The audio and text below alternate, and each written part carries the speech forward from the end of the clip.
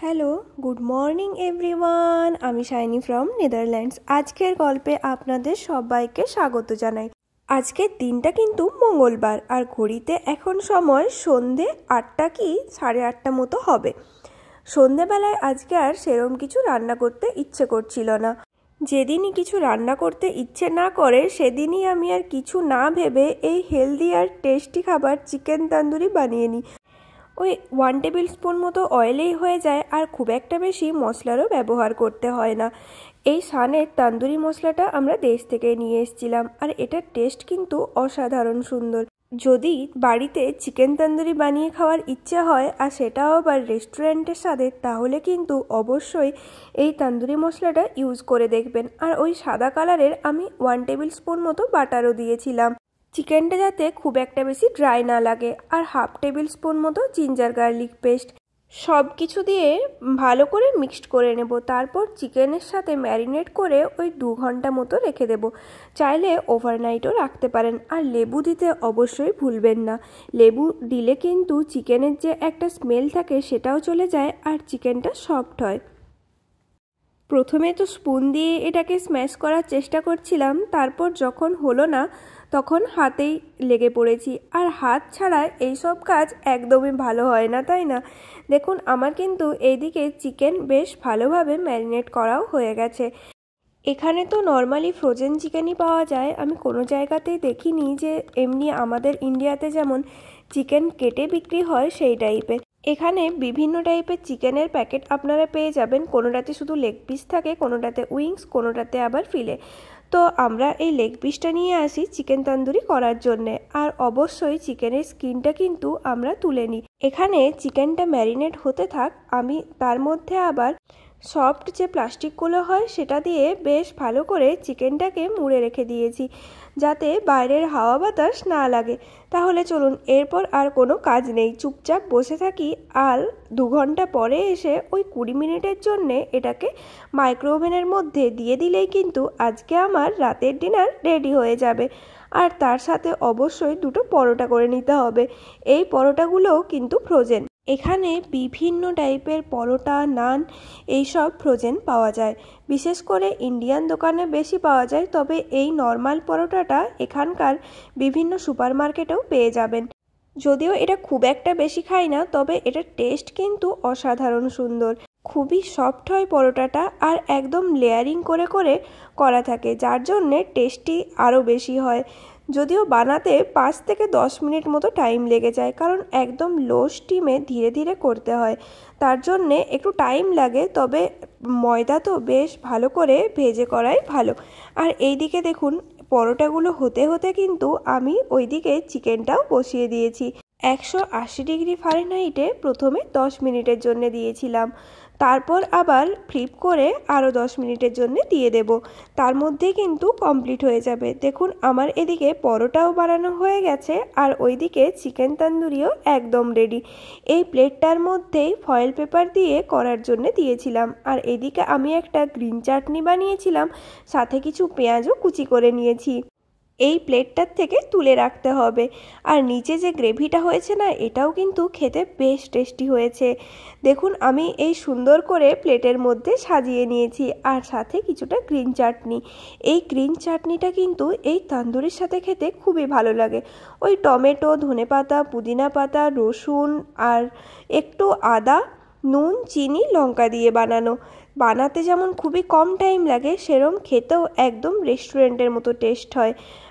মাঝে মধ্যে কিন্তু এরম চিট ডে হলে মন্দ হয় না, তাই না? মানে এত টেস্টি খাবার উইথাউট এনি টাইমে বানানো, সেটাও কিন্তু বড় কথা। আর সব থেকে বড় ব্যাপার হলো, ইন্ডিয়ার মতো এখানে তো ওরম রাস্তায়, গলিতে, পাড়ার মোড়ে এইসব খাবার পাওয়া যায় না, তার জন্যে বাড়িতে বানিয়ে খাওয়াই একমাত্র ভরসা। তাহলে আর দেরি কিসের, চলুন এই সুন্দর ডিনারটা এনজয় করা যাক। দেখুন, চিকেনটা কিন্তু ওয়েল কুকড আর অনেক বেশি সফট ছিল, আর ভেতরেও বেশ ভালোভাবে মশলাগুলো গিয়েছিল, যার জন্যে খেতে বেশি ভালো লাগছিল।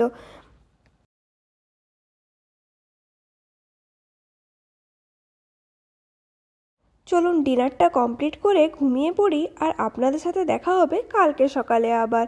আর দেখেছেন সকালে এখানের কি অবস্থা, বাপরে! জানালা দিয়ে তো বাইরে কিছু দেখাই যাচ্ছে না, একদম কুয়াশায় ঢাকা রয়েছে। এরম অবস্থায় বাইরে যেতে হলে কেমন লাগবে বলুন। আর এই জানলা দিয়ে কত কিছু দেখা যায়, দেখুন এখন আর কিছুই দেখা যাচ্ছে না। এই পুরো শীতকালটা প্রায় 15 দিন এরমই হয়ে আছে, কবে যে আবার রোদ উঠবে আর আগের মতো হবে কে জানে। এরম ওয়েদারে সকালে উঠে আর ব্লগ বানায়নি। আর দুপুরে রান্নায় ছিল খুবই সিম্পল খাবার, যার মধ্যে ওই ভাত, ডাল, আলু সেদ্ধ, ডিম সেদ্ধ।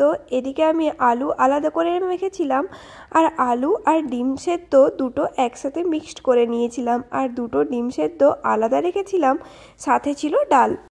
তাহলে এই সুন্দর লাঞ্চটা চলুন এনজয় করি। আর মাঝে মধ্যে এরম সিম্পল খেতেও কিন্তু বেশ ভালোই লাগে। আমি কিন্তু এই সবের সাথে যাতে সবজির পরিমাণটাও শরীরে ঠিকঠাক যায় তার জন্যে ডালের মধ্যে প্রচুর পরিমাণে পালং শাক দিয়ে দিয়েছিলাম। তার জন্যে কিন্তু আপনারা ডালের বদলে সবুজ বেশি দেখতে পাবেন। তাড়াতাড়ি করে লাঞ্চটা কমপ্লিট করে নিই, তারপর একবার সুপার মার্কেটেও যেতে হবে। আমরা যেহেতু 20 ফ্লোরে থাকি তার জন্যে আকাশটা এতটাই মেঘলা লাগে। ওপর থেকে নিচ থেকে যদিও এতটা না, তবে ওই যে দূরে দেখছেন, দূরে কিন্তু কিছুই দেখা যাচ্ছে না। আর এখন এখানে শীতকালে সব গাছেরই পাতা ঝরে গেছে, আবার ওই মার্চের শেষ দিকে সব গাছে পাতা ফিরে আসবে। ততদিন পর্যন্ত রাস্তাটাকে এরমই দেখতে লাগবে, আর এটা দেখে দেখে অভ্যস্ত হয়ে গেছি। যখন এখানে ওই নভেম্বর ছিল ফলের সিজনে, তখন কিন্তু এই গাছগুলো এত সুন্দর দেখতে হয়েছিল যে কি বলবো। আর এখন এদের এই অবস্থা, আরও কিছুদিন পর এরা আবার আগের মতোই সুন্দর হয়ে উঠবে। দেখুন এই রাস্তা দিয়ে মার্কেটে যেতে কার ভালো লাগবে বলুন। বাইরে ভয়ানক ঠান্ডা, তার মধ্যে আবার এরম কুয়াশা। আজকে প্রায় টেম্পারেচার ছিল -2। তো এই ঠান্ডার মধ্যে কোনো রকমে গিয়ে কিছু জিনিসপত্র নিয়ে এলাম। একটা ডেটসের প্যাকেট নিয়ে নিয়েছিলাম। এদিকে ছিল প্রচুর পরিমাণে ফল, তার মধ্যে আঙ্গুর, ওইদিকে কিউই। কিউইগুলো খুব একটা বেশি পাকা নয়, তবে বাড়িতে থাকতে থাকতে মনে হয় পেকে যাবে। আর নিয়েছিলাম কমলা লেবু। এখানে কিন্তু সিজনাল ফ্রুট বা বিভিন্ন টাইপের ফ্রুট আপনি খুব ভালো পেয়ে যাবেন, আর প্রত্যেকটা ফ্রুটসের টেস্টও কিন্তু অনেক ভালো হয়। আর এদিকে নিয়েছিলাম কিছু বিট। বিটের জুস খাওয়া কিন্তু শরীরের জন্যে আর স্কিন হেয়ার দুটোর জন্যেই বেশ ভালো। এদিকে নিয়েছিলাম পেঁয়াজ। পেঁয়াজগুলো বেশ বড় বড় ছিল, তবে এত বড় বড় পেঁয়াজের থেকে ছোট পেঁয়াজগুলোই বেশি ভালো, তবে আজকে আর পেলাম না। আর নিয়ে নিয়েছি ধনেপাতা। ধনেপাতা ছাড়া তো এখানে কোনো রান্নাই অসম্ভব, যে কোনো রান্না হয় ধনেপাতা মাস্ট। আর যদি কোনো রান্নার টেস্ট খারাপ হয় আর সেদিন যদি ধনেপাতা না থাকে, তাহলে সেটার দোষ কিন্তু ধনেপাতারই হয়, যে ধনেপাতা নেই বলে খারাপ হয়েছে হবে। এখানে মঙ্গলবারে আর শনিবারে শুধুমাত্র মার্কেট বসে, আর যেটাকে স্যাটারডে মার্কেট বা টুইসডে মার্কেটও বলা হয়। তো শুধুমাত্র এই দুটি দিনই বসে, আর এই দুদিনই আপনি এখানে সবজি, ফল, মাছ এই সব কিছু পেয়ে যাবেন। আর আজকে আমরা সেই মার্কেটেই গিয়েছিলাম। মার্কেট থেকে আসার পথে সুপার মার্কেটেও কিছু টুকটাক জিনিসের দরকার ছিল, তো ওগুলোও নিয়ে নিয়েছি। যার মধ্যে ক্রোসেন্ট নিয়েছি 4টে ছিল, আর এদিকে একটা তিরামিসু কেক নিয়ে নিয়েছিলাম। এটার মধ্যেও 2টো প্যাকেট আছে, আর এটা হলো একটা চকলেট ফ্রুটস ফ্লেভারের।